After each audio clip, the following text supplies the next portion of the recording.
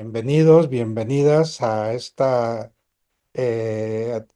tercer webinar con el cual cerramos el seminario, ¿no? El seminario que iniciamos hace mes y medio, eh, con el título Las bases para edificar una casa segura, ¿no?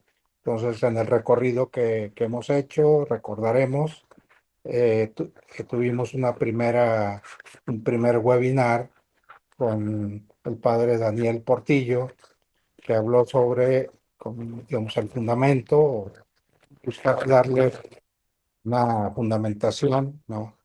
Eh, y habló de la dignidad infantil como fundamento de la protección frente a la violencia.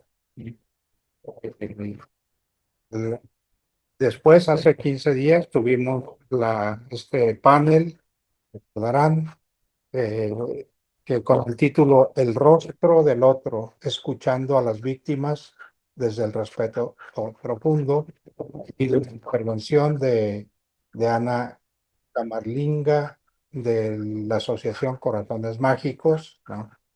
Y también la participación de Javier Rodríguez de la Asociación Guardianes.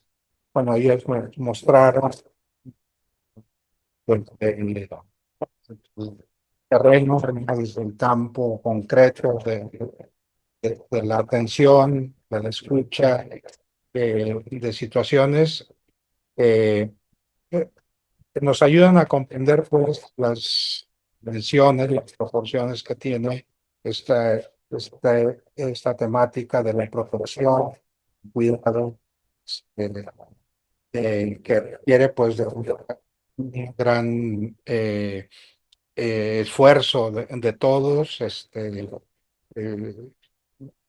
sabiendo pues que está comprometida no solamente la, la, la- la- las situaciones, digamos, de sufrimiento, etcétera, sino hay un gran valor que está en juego y por el cual muchos tenemos que apoyar, ¿no? El tema de la dignidad de la persona, en muchos casos, en la dignidad de la persona de los niños, las niñas. Esta, el día de hoy tenemos eh, el tema, ¿no? El cuidado como un horizonte cultural.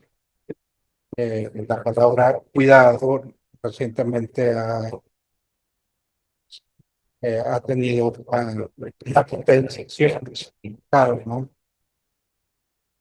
Podemos casi ya convertirlo en una categoría fundamental, ¿no?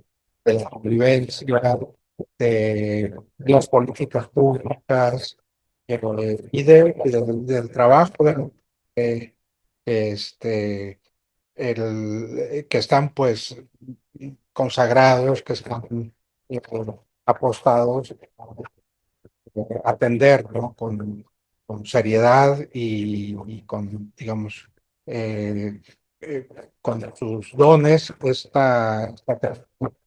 este caso, del tema de posibilidades del abuso y la violencia, ¿no? En niños y adolescentes. Eh, el, el- el subtítulo que pusimos es hacia una educación protectora e integral, ¿no? Eh, Quizá al hablar de un gran horizonte, podemos entenderlo, podemos ubicarlo mejor. Colocamos ahí en ese horizonte la educación. Educación no solamente escuela, no solamente, digamos, las estructuras formales, ¿no? Que tiene una sociedad, sino en el conjunto de la vida, ¿no? Las relaciones que vamos haciendo siempre son una ocasión para ir viéndonos la realidad, ¿no?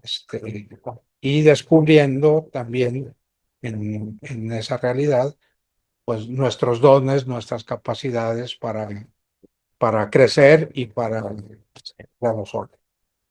Día de hoy acompaña y le agradezco muchísimo que haya aceptado la invitación. Eh, la doctora Alessandra Campo, eh, ella trabaja en la Universidad Pontificia Gregoriana en el Centro de Estudios Interdisciplinarios sobre la Dignidad Humana y el Cuidado. Leo un resumen, una reseña sobre su trayectoria. Eh, la doctora Alessandra es originaria de Roma, Italia.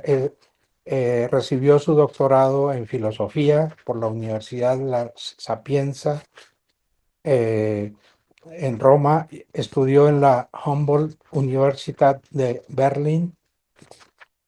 Tras colaborar en investigación y didáctica en la Facultad de Filosofía de la Sapienza, adquirió experiencia en el campo de la formación para organizaciones del tercer sector, que son entidades privadas de carácter no lucrativo, y de las relaciones públicas y la gestión de eventos culturales.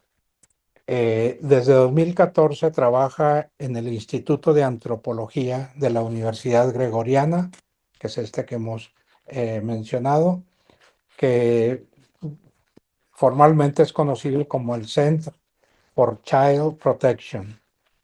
Fue nombrada profesora asociada en septiembre de 2023. Alessandra también trabaja en el desarrollo de recursos Blended e-Learning, que es este sistema que aquí llamamos híbrido, mixto, de aprendizaje en línea y presencial, sobre el tema de safeguarding, que es el tema de la seguridad, la salvaguarda, la protección, ¿no? Y coordina el diplomado en safeguarding en español.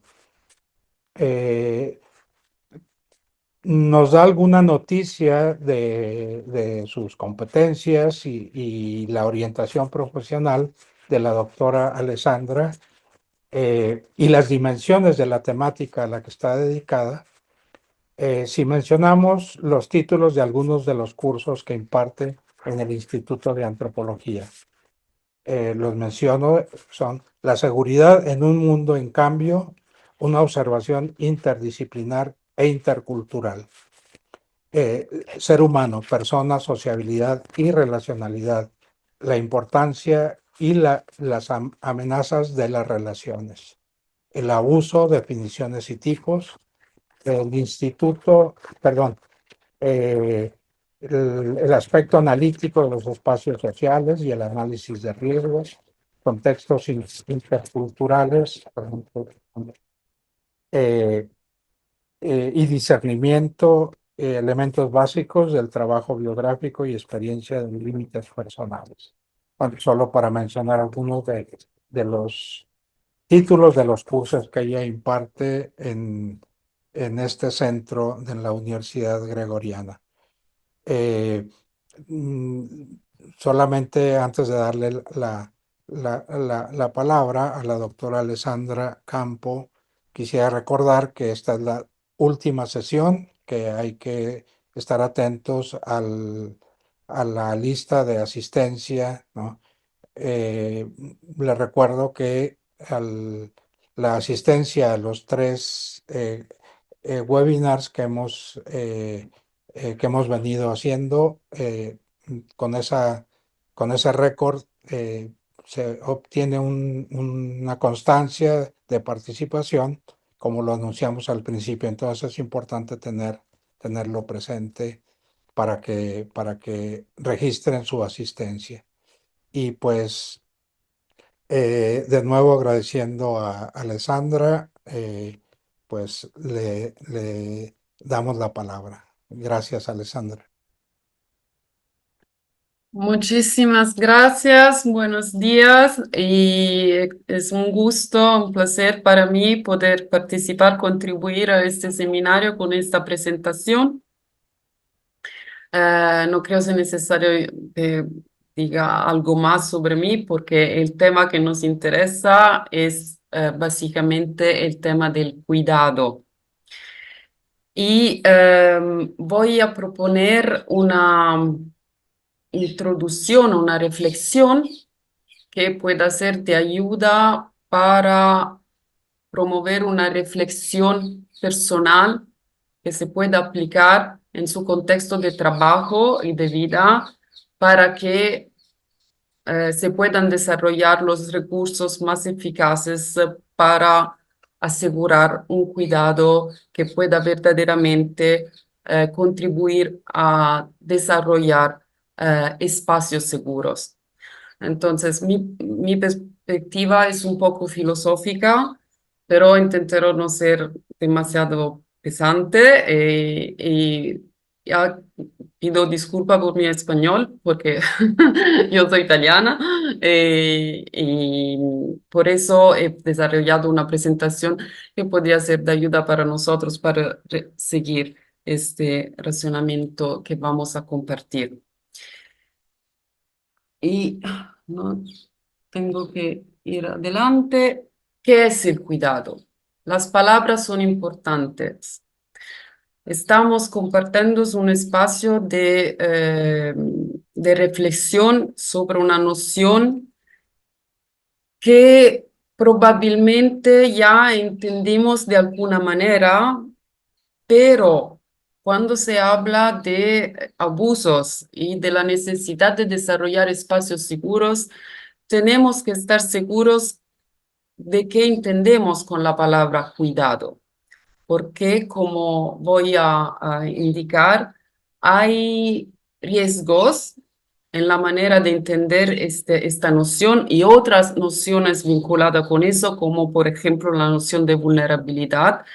Y para estar seguro de promover espacios verdaderamente seguros, necesitamos, decimos así, el coraje de poner en cuestión nuestra mirada, la mirada a las cuales estamos acostumbrados con respecto a las palabras de uso común, como por ejemplo cuidado. He mirado un poco en internet, en el diccionario de la lengua española, para ver las definiciones más oficiales de esta palabra. Y como podemos ver, hay diferentes significados. En primer lugar, solicitud de atención para hacer algo, bien algo. Acción de cuidar, que probablemente es el significado que en este contexto tenemos más presente, el cuidado de los enfermos, de la ropa, de la casa, de los niños, de los jóvenes, etc. Pero también recelo, preocupación, temor. Este es un elemento importante porque, como vamos a ver, siempre hay un elemento de inseguridad en la acción del cuidar. Es importante que tenemos presente, vamos a profundizar este aspecto, que tenemos presente este elemento. Y naturalmente otros significados como para amenazar o para advertir la proximidad de un peligro, cuidado que hay mucho tráfico, por ejemplo, o con sentido ponderativo para llamar la atención. Esta pantalla con estos significados solo nos sirven para introducirnos en una complejidad que tenemos que tener presente. Porque uno de los riesgos, ya lo estaba comentando, el riesgo mayor es considerar que es claro lo que entendemos con cuidado y no siempre es así. Vamos a ver por qué. En la opinión común, cuando se habla de cuidado, hay una persona que cuida y una persona que es cuidada. El docente cuida a los alumnos, los padres cuidan a los niños, niñas, los hijos. El sacerdote cuida a los fieles, a los niños que están en la parroquia, etcétera, etcétera. tenemos que, por favor, intentamos recordarnos de esta imagen que estoy compartiendo. Las imágenes pueden ayudarnos a interpretar lo que tenemos en nuestra cabeza con conceptos abstractos. Entonces tenemos un cuidador que tiene una posición activa, más fuerte y que sabe qué se debe hacer. Porque yo tengo que cuidarme de mis hijas, entonces ya soy, ¿qué debo hacer? Estoy en una posición de fortaleza. Esta es la opinión común, ¿eh? Este es lo que normalmente pensamos cuando hablamos de la necesidad de cuidar a alguien, ¿ok?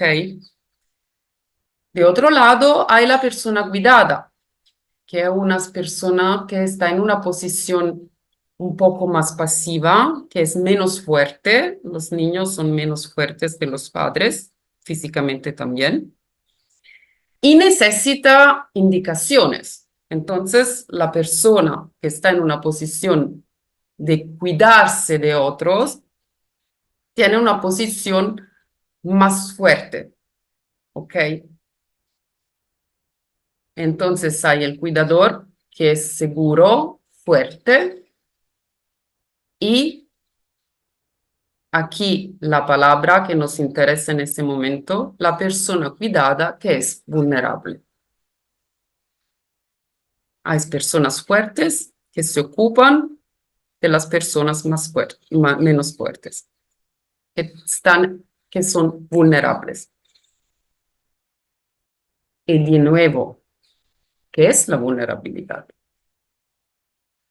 Hasta ahora es claro.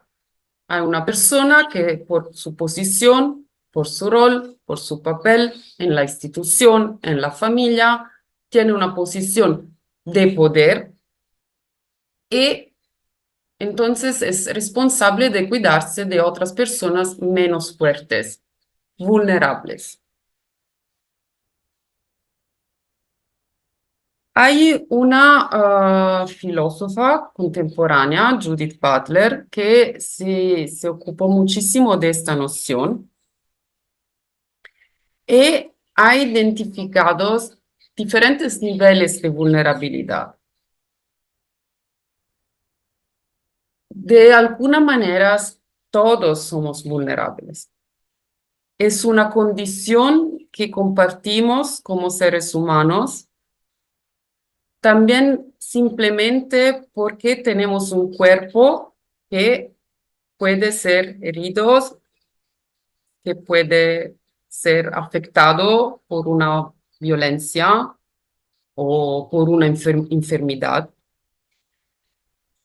Y esa condición de precariedad indica una vulnerabilidad que precede a la que las personas se encuentran en la calle, en el sentido que hay una vulnerabilidad que es anterior al hecho de ser heridos por alguien o por algo. ¿Ok? Y todos compartimos esta condición. También el cuidador. Este es importante, ¿eh? Tenemos que recordarnos de estos dos niveles, cuidador, persona cuidada, que es la vulnerable. Pero si miramos con atención, el cuidador también comparte un nivel de vulnerabilidad con las otras personas. Entonces, la vulnerabilidad es constitutiva de toda la vida humana, no es propia de ciertas categorías de individuos. Todos somos vulnerables, vulnerables, entonces todos estamos expuestos a la relación con los otros. Podría parecer que eso no tiene nada que hacer con el tema del cuidado, pero esta reflexión es importante para entender que entendemos con cuidado y cuál noción de cuidado necesitamos para que sea verdaderamente eficaz y como vamos a ver, cuánto importante el horizonte cultural en el cual esta noción de cuidado se desarrolla. Nosotros normalmente no reflexionamos sobre estos temas, simplemente decimos tenemos que cuidarnos de los niños, pero ¿qué significa? Vamos a ver. Cada vida humana existe en esta relación, entonces todos somos expuestos a los otros, todos somos vulnerables y cada vida necesita el apoyo de otro. No hay personas que no necesitan esa ayuda. No hay personas que son fuera de estas dinámicas. Entonces hay dos niveles de vulnerabilidad. La vulnerabilidad que todos y todas compartimos en calidad de seres humanos y una condición que se induce socialmente. Aquí tiene un papel importante el horizonte cultural. Hay categorías culturales que hacen así que una vulnerabilidad sea posible, no porque la persona es vulnerable en sí, en cuanto tal, sino porque hay condiciones que son inductas socialmente, culturalmente.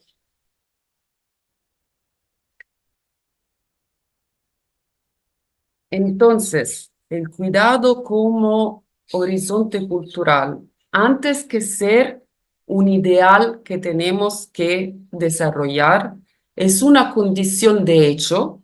De hecho, nosotros entendemos el cuidado de los otros a la luz de las categorías culturales de nuestro contexto.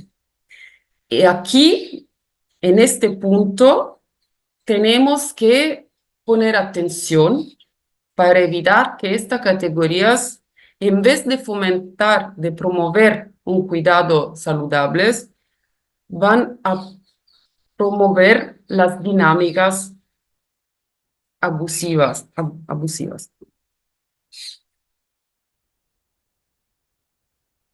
Por ejemplo, en una familia sana, un niño o una niña no es vulnerable. Un niño no es vulnerable porque los niños son vulnerables. Son una categoría de personas diferentes que necesitan una protección particular porque en cuanto tal son vulnerables. Los niños tienen esas ciertas características, son más pequeños, menos fuertes físicamente, etcétera, etcétera, etcétera. Pero se encuentran en condición de vulnerabilidad, por ejemplo, en una familia que tiene dificultades de cierto tipo. En una familia sana, los niños no son vulnerables. Comparten la vulnerabilidad que todos compartimos como seres humanos, con sus características específicas, pero no son vulnerables en el sentido de esta pequeña categoría que tenemos que proteger nosotros que no somos vulnerables. ¿Okay? En las relaciones de género, por ejemplo, en una pareja equilibrada, una mujer no es vulnerable. Las mujeres no son vulnerables porque son mujeres. No hay un minus en las mujeres o en los niños que la hacen vulnerables, pero puede convertirse en personas vulnerables, en personas en condiciones de vulnerabilidad, condiciones que se deben crear en un contexto no sano, no equilibrado en la relación, por ejemplo, entre los géneros. En un colegio donde los alumnos y las alumnas son escuchados, libres de compartir sus dificultades, no son vulnerables. Entonces, con respecto a los niños en las relaciones familiares, por ejemplo, solo son ejemplos de contexto donde pueden pasar abusos. ¿Cuál es la concepción de los niños en mi cultura? ¿Se reconocen sus derechos? ya sé que han abordado el tema de la dignidad de los niños. En este horizonte cultural que compartimos, en una específica cultura, en un específico contexto sociocultural, ¿se reconocen los derechos de los niños? ¿O existen tabúes o los niños pueden expresarse, pueden decir no al padre o siempre tienen que obedecer?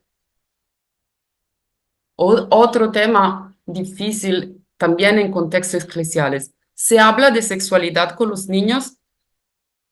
¿Conocen este tema? ¿Tienen la posibilidad de hablar con los padres de estas de situaciones que tienen que hacer con la sexualidad? Estos son elementos que pueden ser muy diferentes en diferentes contextos culturales. No estoy diciendo que hay culturas que son mejores de otras, simplemente que no todos los contextos culturales y sociales entienden la educación y la dignidad de los niños en la misma manera. Entonces, cuando pasa un abuso, naturalmente la pregunta es siempre inmediatamente cómo es posible que un padre o una madre va a hacer algo tan horrible a su propio hijo. ¿Cómo es posible que se desarrolla una familia donde las relaciones son de este tipo? ¿Cuáles son las condiciones culturales que lo favorecen? Mismas pregunta en una pareja. ¿Cuál es la relación entre géneros en mi cultura? ¿Existe igualdades en hombres en mujeres? ¿O se normaliza el hecho, por ejemplo, que el hombre tiene control sobre la mujer? Solo para hacer un ejemplo. Este es un problema, hablando de mi contexto cultural, que es italiano. Hay un problema con eso, porque algunos comportamientos de control sobre las mujeres por parte del partner son normalizadas, se entienden como una expresión de amor, pero muchas veces se trata del inicio de una relación de tipo abusivo. En un colegio, por ejemplo, ¿cómo se concibe la autoridad? Esto es otro tema llave. La autoridad, por ejemplo, de los docentes en mi cultura. ¿Cuáles son las relaciones entre los alumnos y los docentes? Y las relaciones entre los alumnos. Por ejemplo, las relaciones de género, pero no solamente. Tuvimos en esos días un caso muy, muy triste de un niño de 14 años en Italia que se mató porque los otros compañeros en la clase siempre hablaban malo de él, decían que no era suficientemente masculino, cosas de este género, y se mató, a pesar de las muchísimas veces que los padres hablaron con el colegio, con el personal del colegio, para que pudieran intervenir y hacer algo. Y ahora hay un proceso, un debate muy grande, naturalmente, en Italia sobre eso.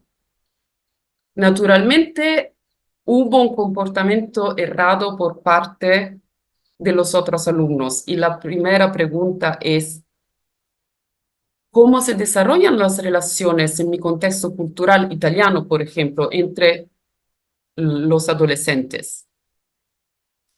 ¿Y cómo entiendes los docentes su autoridad?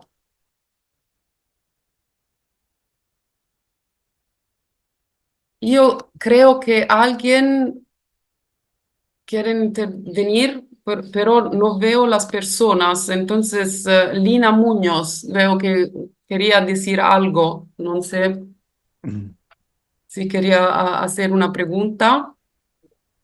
A ver, les sugerimos para la dinámica que hay una caja para preguntas y respuestas. Si van anotando ahí sus preguntas, está, digamos, de la parte Ok, Vamos a comentarlas después. Ok, final y ahí vamos registrando las preguntas y ok, las podemos ok, retomar más adelante. Sí. ok, ok. Entonces seguimos adelante. Am, Ahora, en todos los contextos, como se ha visto, por ejemplo, la familia, el colegio, la iglesia también, la comunidad, siempre hay relaciones de poder. Y de nuevo, ¿pero qué es este poder?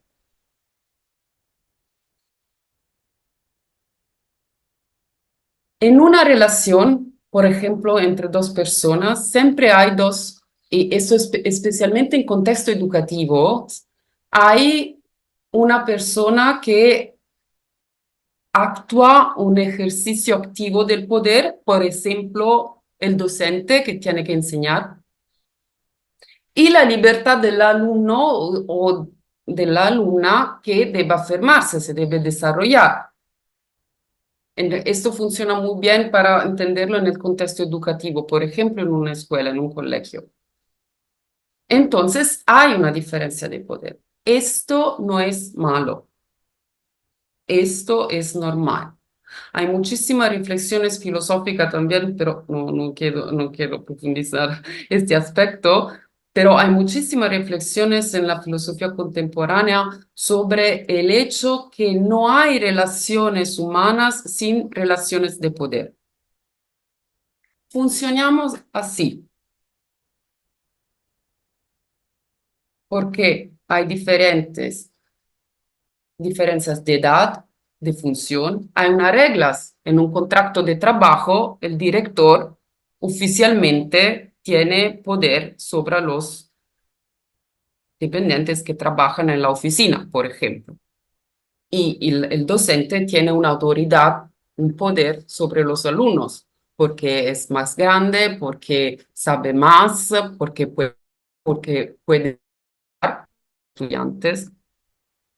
Y por otro lado, hay la confianza o la conciencia o la fragilidad, algunas veces el miedo, las condiciones subjetivas de los estudiantes, por ejemplo, en el caso de un colegio, que tienen confianza en el profesor, en el docente, o algunas veces miedo.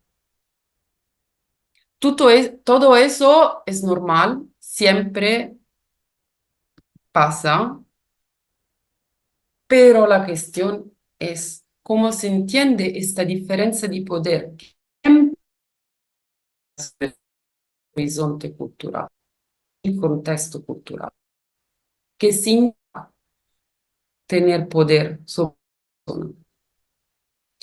Es hacer preguntas abstractas, pero vamos a ver que la modalidad en la cual entendemos estos elementos que hacen parte de todas nuestras relaciones, tienen una consecuencia importante en el desarrollo de los contextos donde es más fácil o menos fácil que pasan abuso. El cuidado en el sentido positivo de esta palabra empieza aquí, en el poner en cuestión las categorías culturales a la luz de las cuales desarrollamos nuestras relaciones, que siempre son relaciones de poder, y que pueden favorecer, promover, sin que no nos damos cuenta de eso, dinámicas peligrosas. Esta es la definición de la Organización Mundial de la Salud del maltrato infantil, que en general tiene algunos elementos importantes para entender las dinámicas de los abusos en general. Voy a leer: el maltrato infantil se define como cualquier forma de abuso o desatención que afecta a un menor de 18 años. Abarca todo tipo de maltrato físico, afectivo, incluido abuso sexual, desatención, negligencia y explotación comercial o de otra índole que dañe o pueda dañar la salud, el desarrollo o la dignidad del menor o que pueda poner en peligro su supervivencia en el contexto, y eso es importante, de una relación de responsabilidad, confianza y poder. Un maltrato, un abuso puede afectar unas personas que nosotros definimos vulnerable, porque esta persona está vinculada con la persona que puede maltratar, que puede abusar, en una relación de responsabilidad. Los padres tienen responsabilidad de confianza, los niños, los jóvenes tienen confianza en los padres, en los docentes, en los sacerdotes o de poder. Entonces, nuestra modalidad de entender el poder que tenemos sobre las personas que definimos vulnerables puede poner, de hecho, estas personas en condición de vulnerabilidad.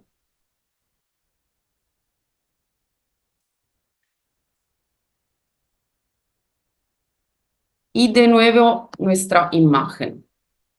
En el caso de un abuso, hay el agresor y la víctima. El agresor tiene un poder, la víctima tiene menos poder del agresor.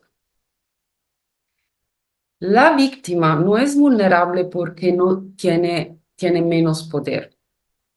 La víctima es vulnerable porque el agresor utiliza su poder para poner a la víctima en una condición de vulnerabilidad.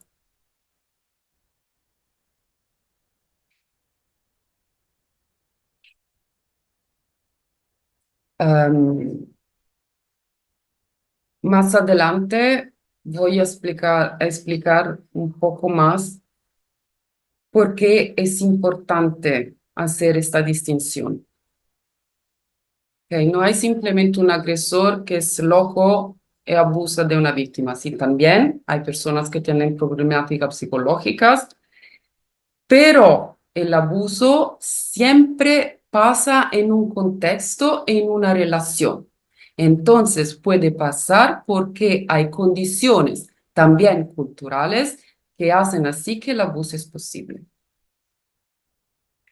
Esta es, por ejemplo, una descripción, según un estudioso Finkelor que ha estudiado muchísimo el fenómeno de los abusos a menores, a menores de edad, que ahora tenemos muchos otros modelos, pero eso nos ayuda a entender la función que el contexto cultural tiene en esta dinámica.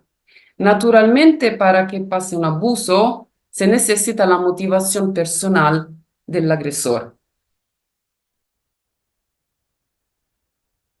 Tiene una motivación.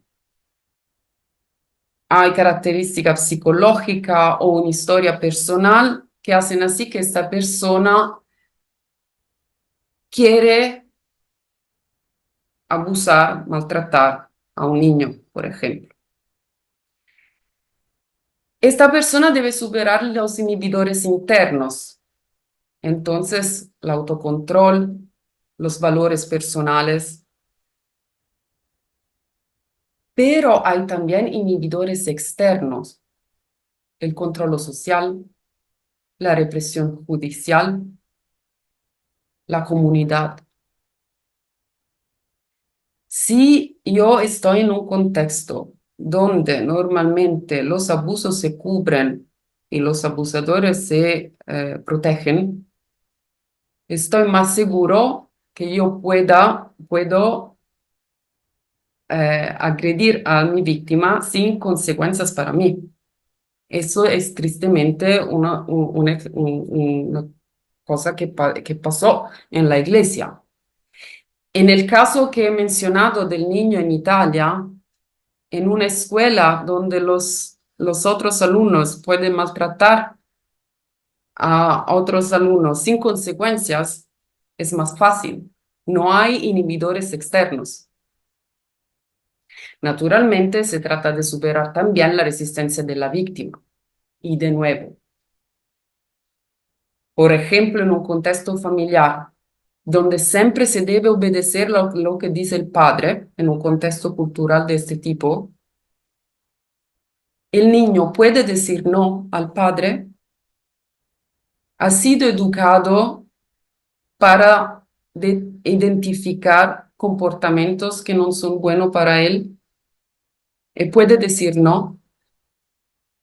Se puede decir no al docente, se puede decir no al sacerdote. Todo eso son elementos culturales que afectan también la capacidad de una persona de reaccionar y de resistir a la violencia. Entonces, cuando pasa un abuso, siempre hay tres condiciones. La condición es del agresor, como hemos visto, el perfil psicológico, por ejemplo, las condiciones de la víctima y la condición del sistema, del contexto sociocultural donde el abuso pasa.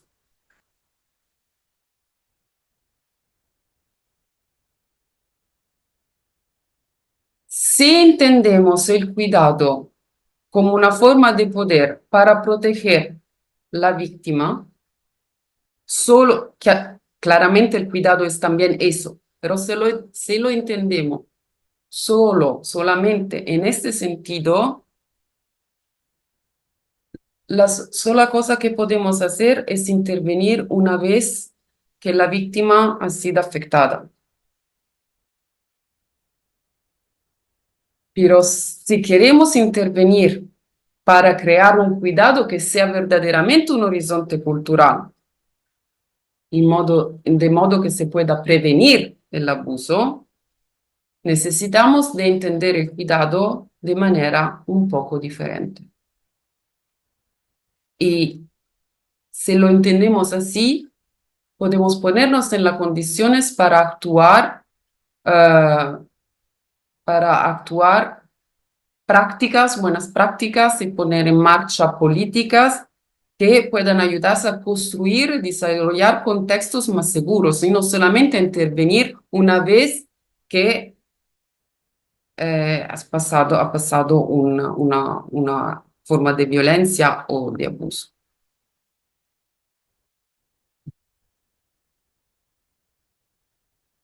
Entonces, pensamos de nuevo a esta noción de vulnerabilidad. Cuando la vulnerabilidad se concibe, esta es otra estudiosa que se ocupó de vulnerabilidad, escribe, cuando la vulnerabilidad se concibe en sentido negativo como puesta e inalterable, como una característica de la persona y no como una condición en la cual está, quienes son vulnerables deben recurrir y obedecer a quienes desempeñan el papel de salvadores invulnerables. Lo que no son débiles, sino fuertes, no son pasivos, sino activos, no dan lástima, sin que son admirables.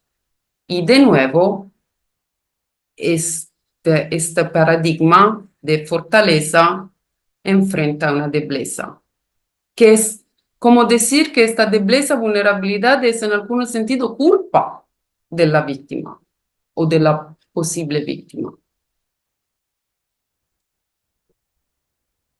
La vulnerabilidad que se concibe en sentido negativo como puesta inalterable. Entonces hay algo, es algo que pone límites a la posible víctima y no al posible agresor, porque entendemos la vulnerabilidad como como un límite de la persona victimizada.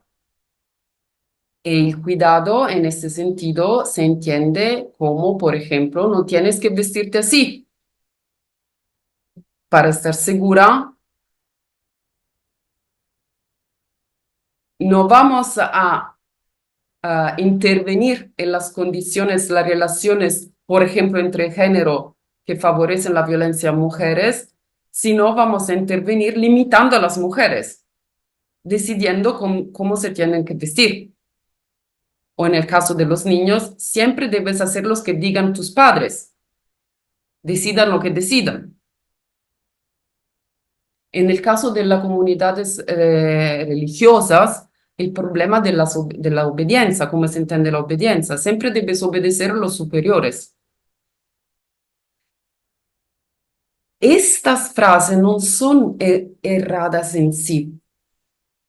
El punto es que son la consecuencia de una modalidad de entender el poder, el cuidado y la vulnerabilidad, que son condicionadas a las categorías culturales que utilizamos cuando abordamos estos temas. Y los vulnerables tienen que obedecer a quienes desempeñan el papel de salvadores e invulnerables. Entonces, los que tienen el poder son invulnerables y no tienen ese límite esencial. Ellos establecen los límites, las reglas, los criterios a los cuales los vulnerables tienen que adecuarse. Y si pasa algo, es porque la víctima lo son por no respetar los límites establecidos.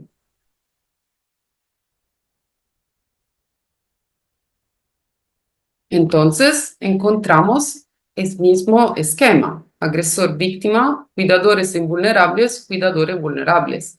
Esto no significa que los cuidadores son agresores, significa que tenemos el riesgo de replicar el mismo modelo en vez de modificarlo. Entonces tenemos que superar esta visión de cuidado. De nuevo, esto no significa que los docentes no tienen autoridad, que los sacerdotes o los padres no tienen autoridad sobre los niños y no tienen que dar indicación a los niños. Es el modelo de autoridad y de poder que queremos poner en práctica. Es la idea de cuidado que tenemos que desarrollar, donde la persona que es cuidada no se entiende simplemente como una pobre persona que tiene una limitación intrínseca en cuanto vulnerable, ma como persona que tiene una libertad que se tiene que desarrollar de manera segura.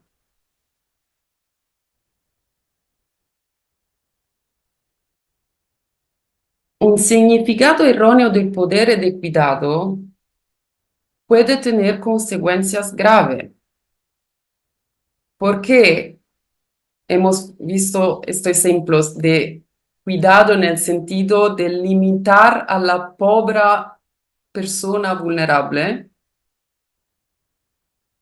No tiene que vestirte así, se convierte fácilmente en violencia doméstica, donde hay alguien que dice a la mujer cómo se debe comportar. Una obediencia ciega fácilmente se puede convertir en un maltrato infantil, como el castigo corporal, por ejemplo. Siempre debes obedecer a los superiores. Se utilizan en algunos contextos como modalidad para abusar espiritualmente.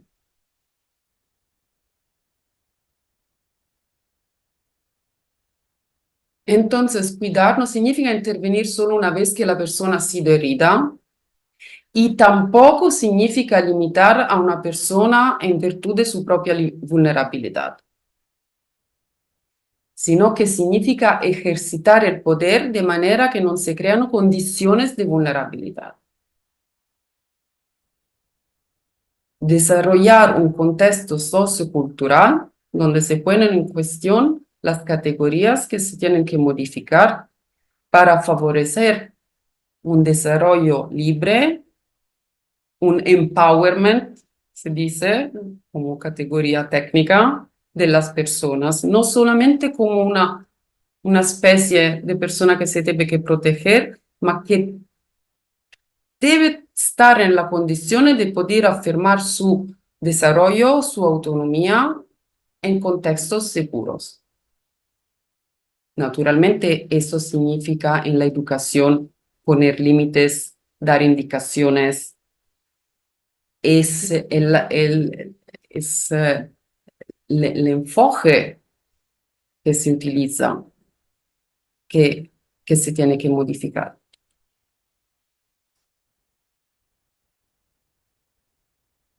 Carol Gilligan ha desarrollado una ética del cuidado y ha dado una definición de cuidar que me gusta muchísimo porque muestra la dinámica, el hecho que el cuidado siempre es una forma de relación. Entonces podemos desarrollar un cuidado sano si podemos desarrollar relaciones sanas. Esta definición dice, cuidar requiere prestar atención, ver, escuchar. Ya han hablado de la escucha a la víctima, ¿sí? Entonces, cuánto es importante saber escuchar, responder con respeto. Su lógica es contextual.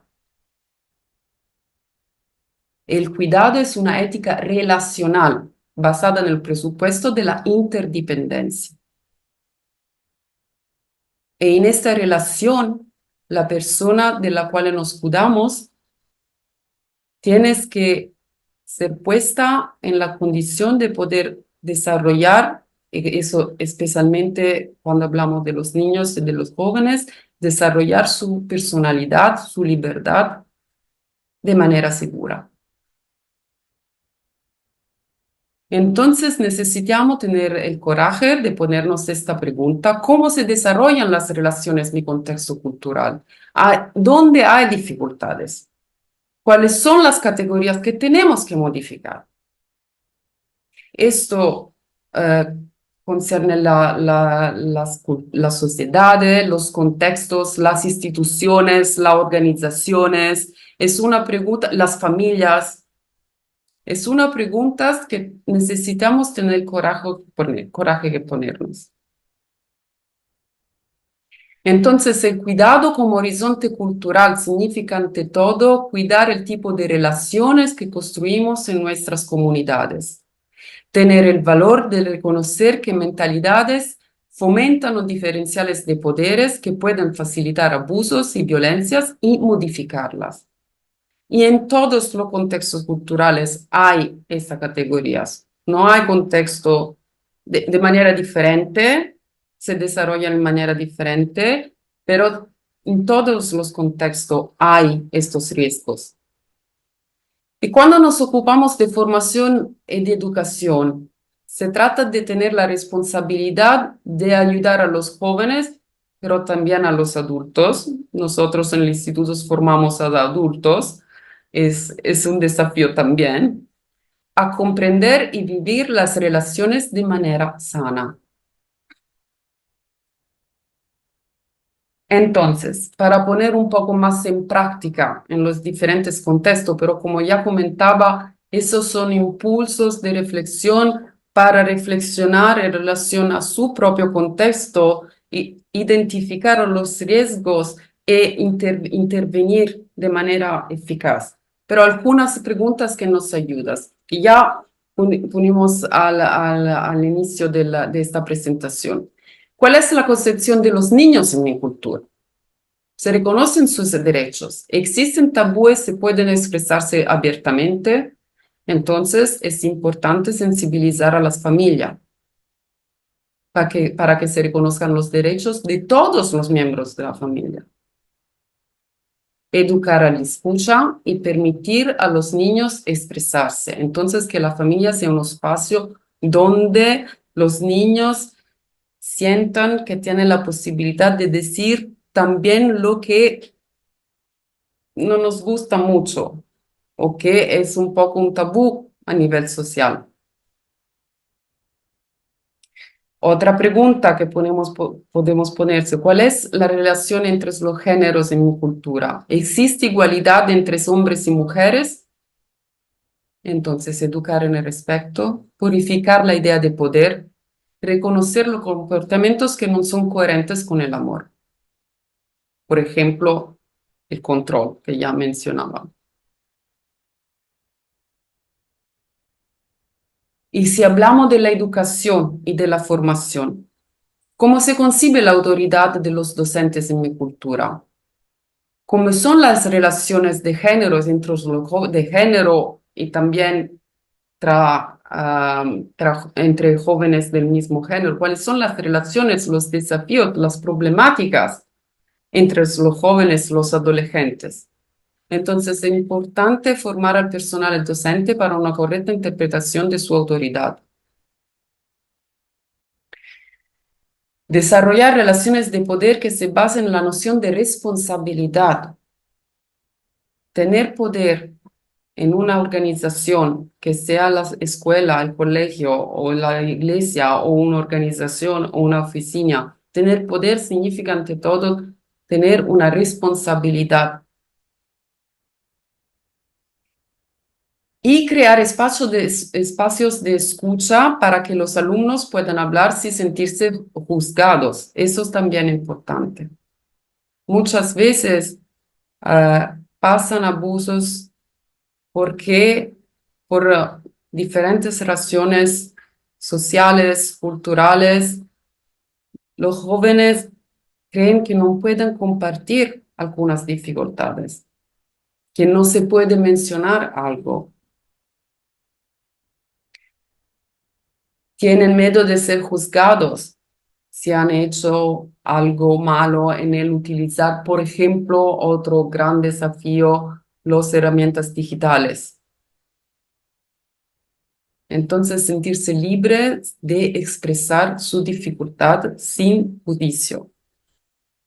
Y de la misma manera, superar los tabúes. Eso es importante en la iglesia, en la formación eclesial también se habla mucho de eso, cuánto es importante abordar el tema de la afectividad, de la sexualidad, de modo que los más jóvenes también tengan las herramientas, las palabras para hablar de algunas dificultades. Hay contextos donde los niños pequeños no conocen nada de esta dimensión relacional y no tienen las herramientas para hablar de eso. ¿Y cómo puedo crear un espacio de cuidado y de escucha para niños que no son educados a poder expresar algunos elementos de las relaciones y a decir si algo malo pasa, a reconocerlo también? Esto tiene que hacer con la educación.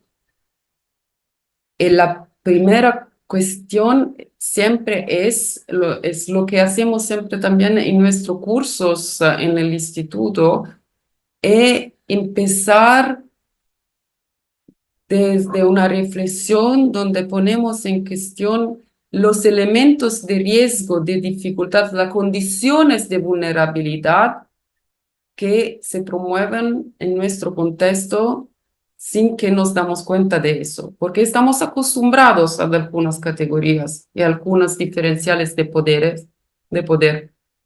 Entonces, primer paso es tener el coraje de hacer esta reflexión, en poner en cuestión categorías a las cuales estamos acostumbradas, que, como hemos visto, pueden ser peligrosas, porque va a repetir el modelo de poder que el mismo que está detrás de un comportamiento abusivo.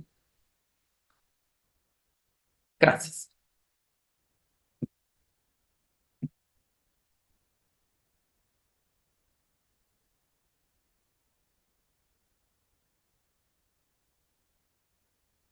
Muy bien, gracias.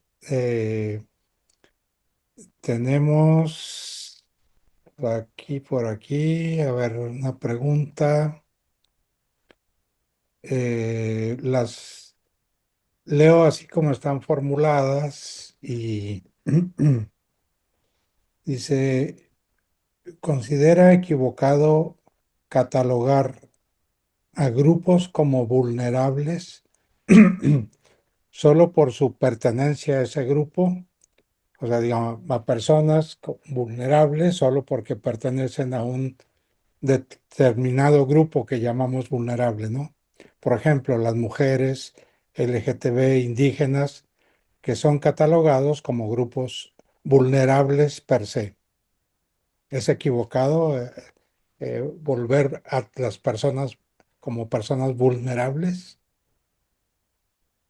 Ehm, non s- yo creo, mi opinión y la opinión de los otros estudiosos que trabajan sobre esta noción, es que mm, naturalmente tenemos que reconocer las condiciones de vulnerabilidad en las cuales se encuentran estas personas.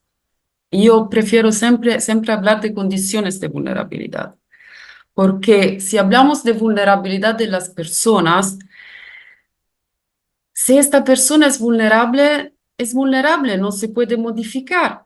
Y solo alguien que tiene más fortaleza, más poder, puede intervenir y hacer algo para ellos, para ayudarlos, que está bien, pero no soluciona el problema, porque quedan vulnerables. La pregunta es, ¿por qué? ¿Qué hace así que estas personas se encuentran en esta condición de vulnerabilidad? ¿Y cómo podemos modificar no las personas, sino las condiciones que la hacen vulnerables? A la luz de una objetiva debleza, una persona con discapacidad tiene una discapacidad. Un niño es menos fuerte de un adulto.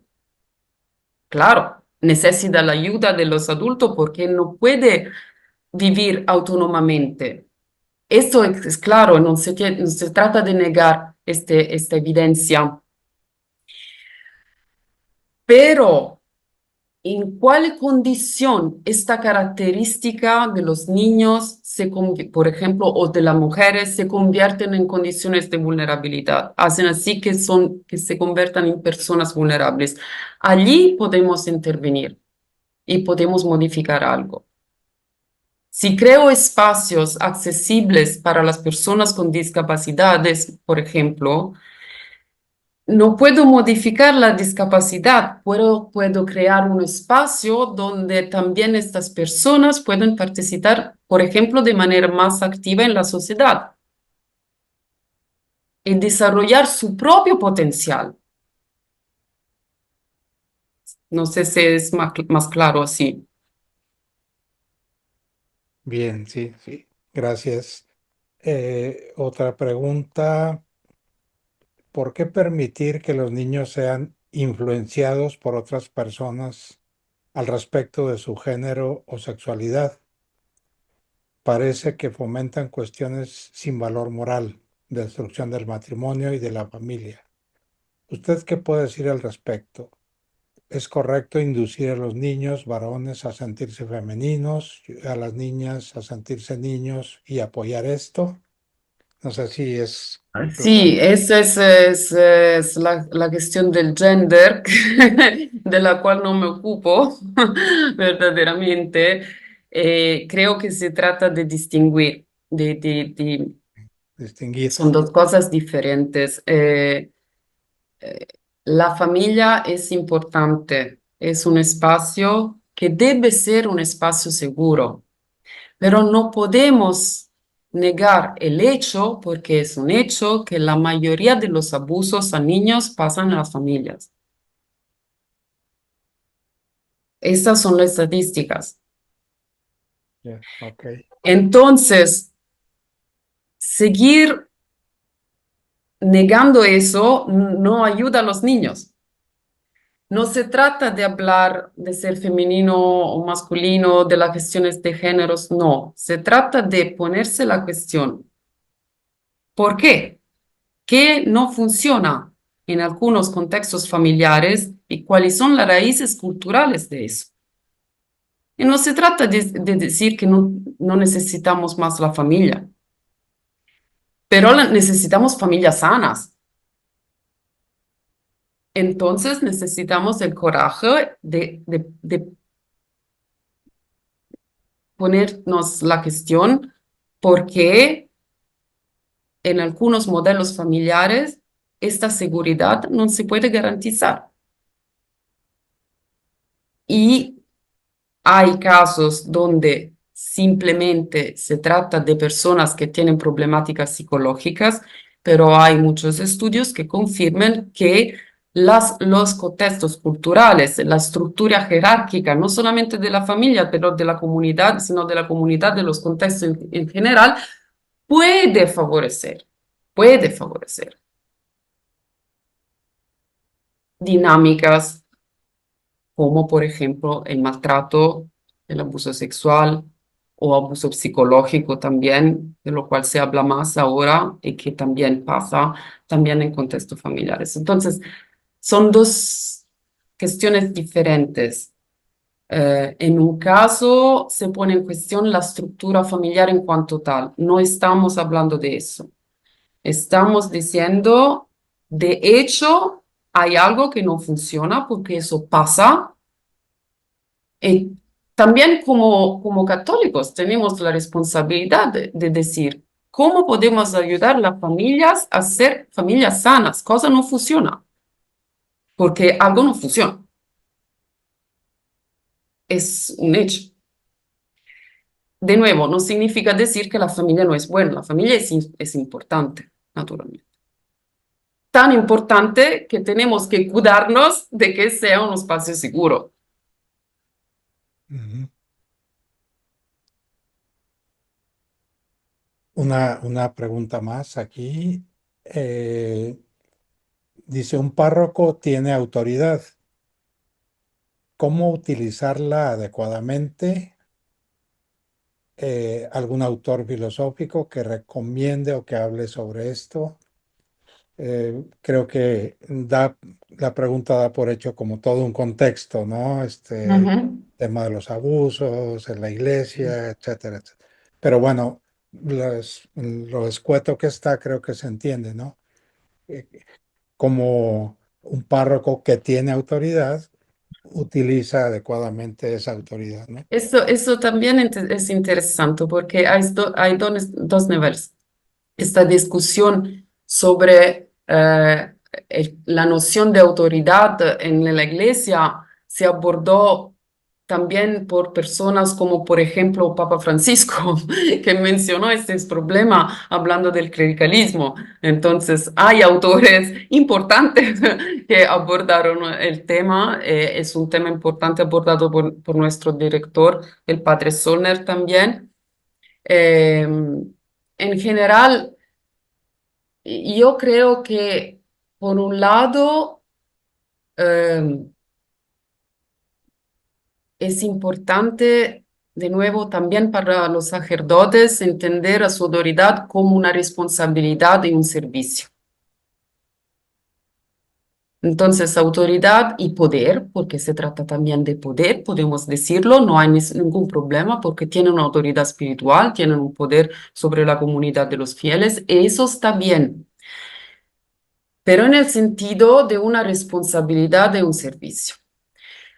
Y el desafío para los sacerdotes, hay muchísimos desafíos para los pobres sacerdotes, entonces, pero eh, en este contexto, estar consciente de la percepción que las gentes tienen de su poder.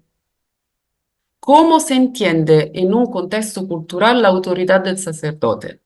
Porque hay muchos contextos donde la gente percibe la autoridad del sacerdote casi como una autoridad divina. Ujú, Y no es así, no es así. Esa idea que no se puede cuestionar lo que dice el sacerdote, que siempre tiene razón. Entonces, hay casos, pasaron lamentablemente casos, donde miembros de la iglesia utilizaron este poder para su vantaje personal, abusando también. Es historia, es verdad. Pero un desafío para los sacerdotes de buena voluntad que quieren ayudar a las personas es siempre tener presente que en muchos casos hay esta percepción. En lo que los sacerdotes dicen es percibido por las personas como una autoridad divina. Entonces, poner atención a lo que se dice y a cómo se dice. Es una sensibilidad que muchísimos sacerdotes tienen, es difícil, pero eso, hay esos dos niveles, cómo se utiliza el poder, cómo se concibe el poder y poner atención a cómo la gente percibe ese poder por parte de la autoridad eclesial. Ese también es una categoría cultural.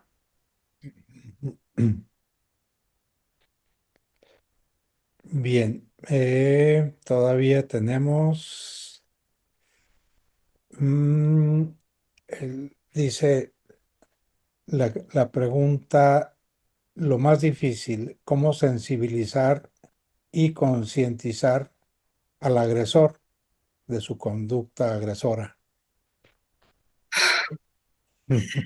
Este es un tema para especialistas de tratamiento a abusadores. Lo que yo con mis competencias puedo decir es que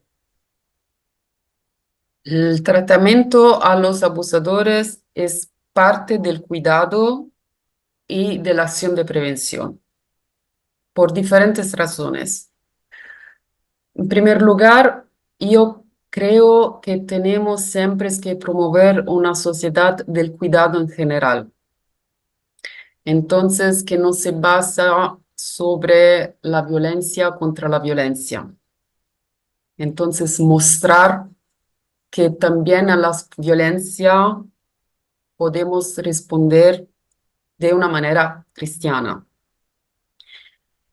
Eh, Creo que sea muy importante que los agresores reciban la justa pena, el justo castigo en contexto eclesial, en el contexto civil penal, porque la justicia es un tema muy importante. Uno de los problemas de las víctimas es que crea una revictimización en las personas que han sufrido abuso, es cuando no se vea garantizada la justicia.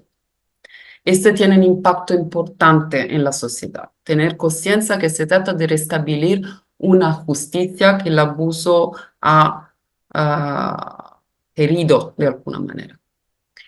El tratamiento a los abusadores depende del tipo de abusador. Hay diferentes perfiles, entonces hay diferentes tipos de tratamientos. Hay abusadores que se pueden tratar, hay casos que no se pueden tratar o que se pueden tratar con pequeños resultados. Lamentablemente depende del tipo de psicopatología que hay detrás, si hay una psicopatología, etcétera, etcétera, etcétera. Pero es importante también para reducir la posibilidad que una vez de nuevo en la sociedad, estas personas van a abusar de nuevo. Entonces, en ese sentido, un tratamiento para los abusadores es importante también como forma de prevención.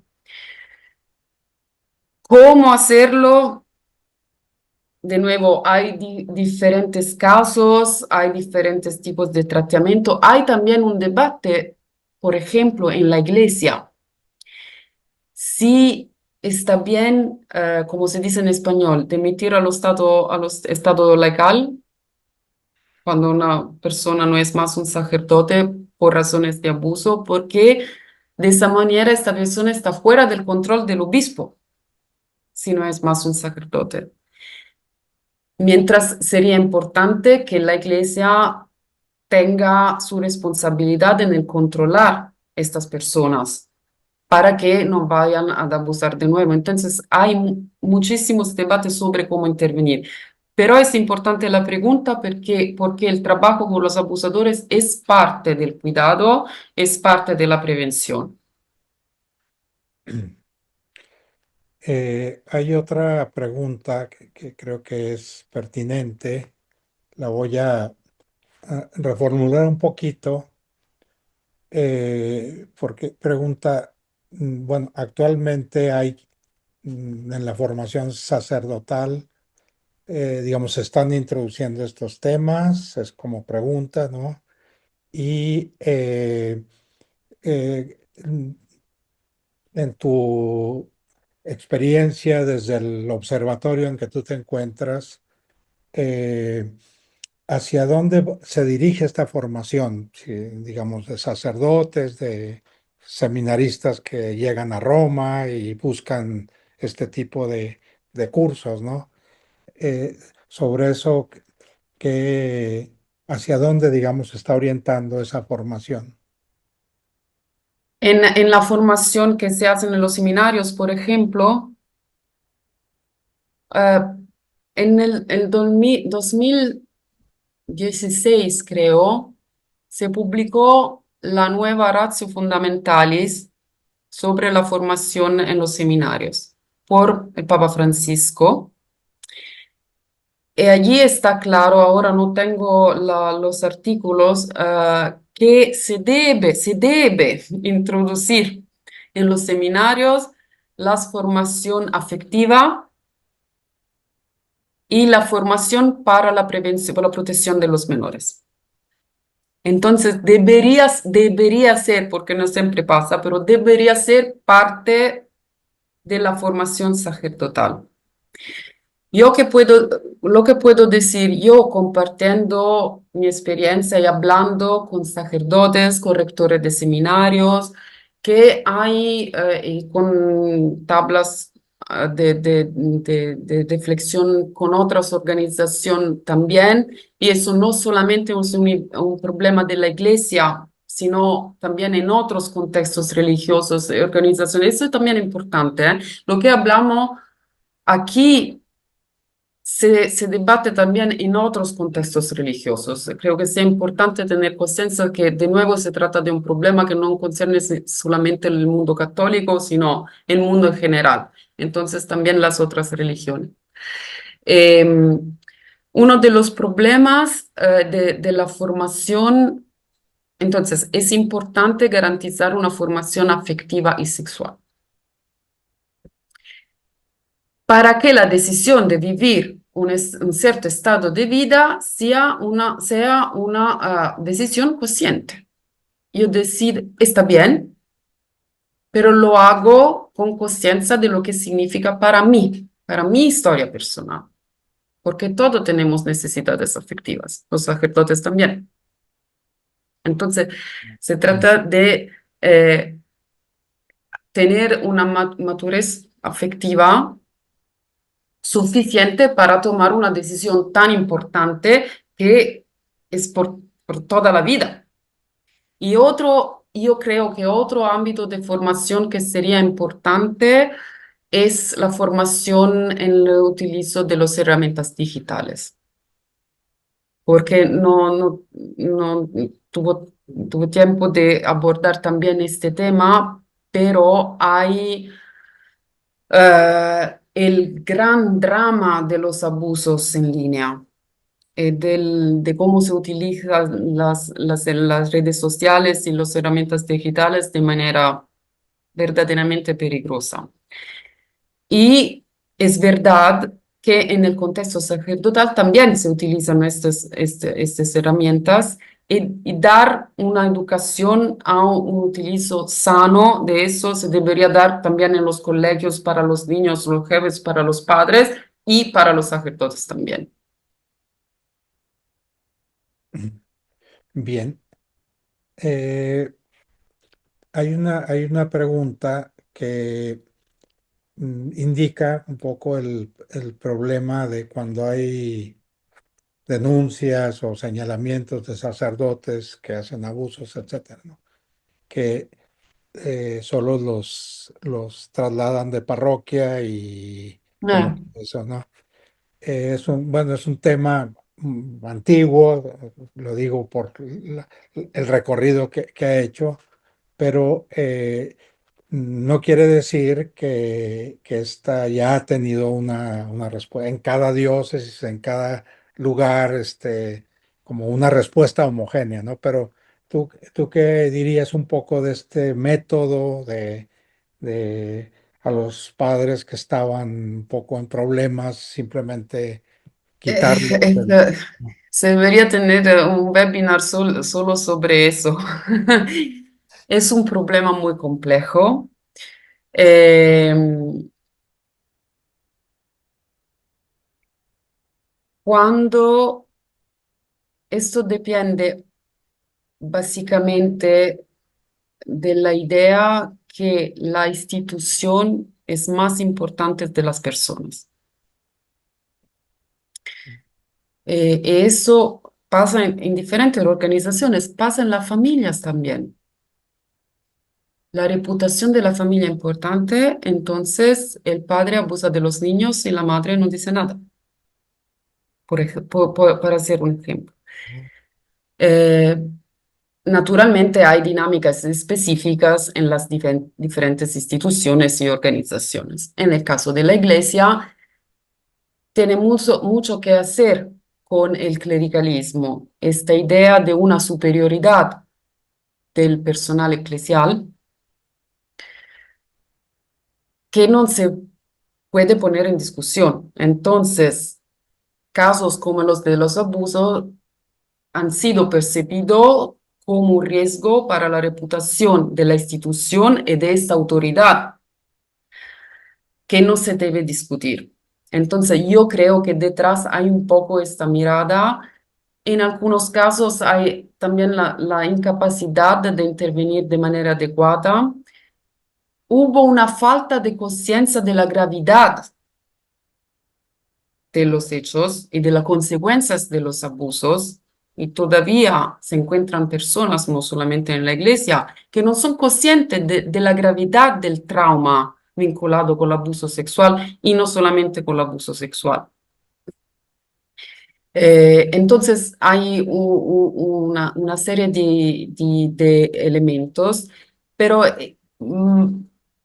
más que nada creo que se trata de esta idea que todavía existe, lamentablemente, que hay que defender la reputación de la institución a pesar de las personas que son miembros de esta institución y que de alguna manera es importante, más importante proteger a los sacerdotes. ¿Mm? Es una mentalidad que existe, lo comentamos abiertamente porque es verdad, pero miramos también al lado positivo porque en nuestro instituto siempre intentamos ver también el lado positivo, sino la desesperación. En este momento, la Iglesia Católica está haciendo muchísimo, muchísimo. Y el hecho que se ha hablado tanto de la Iglesia y no de otras organizaciones, donde también pasaron, no solamente religiosas, donde también pasaron casos similares, ha tenido la consecuencia que ahora se hace muchísimo. También hay problemas, hay resistencias. También hay personas en las iglesias que no quieren reconocer el problema, eso es verdad, pero generalmente hay una conciencia alta y se hace muchísimo. El problema, uno de los desafíos es que verdaderamente la iglesia es una realidad global. Nosotros, especialmente aquí en Roma, la iglesia, es San Pietro, Vaticano, se mira como algo claro, estable, etcétera. La iglesia tiene muchísimas realidades diferentes en los diferentes contextos culturales. Y yo vivo en un país que es católico. Ser católico es normal. También si solamente a nivel formal, pero es normal. Hay otros contextos donde hay un obispo con 10 fieles, fine, porque la mayoría de las personas son de otras religiones. En esos contextos, intervenir es diferente, requiere estrategias diferentes. Por eso mencionaba la necesidad de hacer una reflexión diferenciada en cada contexto. Y la iglesia está haciendo este esfuerzo y naturalmente, pero no funciona siempre con la misma rapidez en todos los contextos. Ujú. Muy bien, pues eh, muchas gracias, Alessandra, por este esfuerzo para tomar estas preguntas, incorporarlas a- a lo que nos has presentado. Eh, Creo que siempre es un desafío entender que parte, me parece que de un cambio cultural es que aprendamos a mirar o acercarnos cada vez más a lo concreto Mm, y, y digamos, evitar en lo posible que las respuestas generales sean las respuestas que queremos dar, ¿no? Siempre hablar de sacerdotes, pero siempre los contextos y creo que parte, me parece, de la sensibilización cultural de una ética del cuidado es poner más atención, ¿no?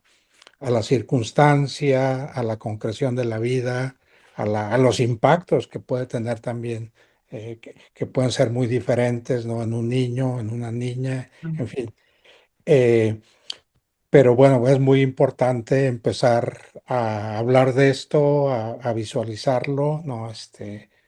Eh, y pues no nos queda más que, bueno, un aviso, Cristi, del curso, lo tienes por ahí, del curso sobre eh, que teníamos, ¿no? Que hemos Claro. estado promoviendo, sí. Mari, ¿nos puedes ayudar a proyectar la imagen del curso? Vamos a tener, ya iniciando en octubre, un curso que es de presencial, pero también dependiendo de la respuesta que haya para los de otros estados, también se puede abrir virtual sobre la prevención, sobre todo la educación en prevención, en detección de los espacios seguros, de cómo acompañar para generar espacios seguros en tema de la prevención del abuso sexual. Entonces, aquí Mari está poniendo para los que están en el grupo de aquí en el Zoom, está la información, pero para los que no también lo pueden consultar en Facebook, en la página del curso se llama Custodiar el porvenir de nuestra sociedad, atención, detección y respuesta ante la violencia sexual contra niños, niñas y adolescentes. Es un curso de 5 sesiones los sábados de 9 a 2. Entonces los invitamos para que puedan darle, los que están aquí en el Zoom, pueden darle clic al link que está ahí en el chat. O si no, en la página de Facebook CISAB con CISAV, CISAB, ahí pueden buscar toda la información, ahí vamos a estar subiendo toda la información. También se pueden registrar para pedir informes. Tenemos descuentos para grupos, entonces por favor aprovechenlo porque durante 5 sesiones van a venir especialistas para educarnos en todo el proceso de atención, de detección, de cómo crear espacios seguros para todos los niños, niñas y adolescentes. Entonces recuerden en la página de Facebook CISAB, nos pueden buscar también así en el correo, pueden aquí en el link también registrarse para los informes y por favor ayúdenos a difundirlo con todas las personas que conozcan, ya sea que es presencial aquí en Querétaro o en línea para todos los demás del resto del país. Entonces, anotarse, pregunten por los descuentos y los esperamos con mucho gusto. Bien, pues muchas gracias, Alessandra, Gracias nuevamente. por la Gracias invitación por esta y eh, gracias por promover presencia. este tipo de formación. Gracias. Muy bien. Pues sin más, nos despedimos, les agradecemos a todos su interés, su presencia y último recordatorio, está la lista ya ahí en el chat para que se puedan, para que puedan registrar su asistencia y ojalá puedan acompañarnos también en el curso, custodiar el porvenir de nuestra sociedad. Buenas tardes a todos o noches, según donde estén. Gracias.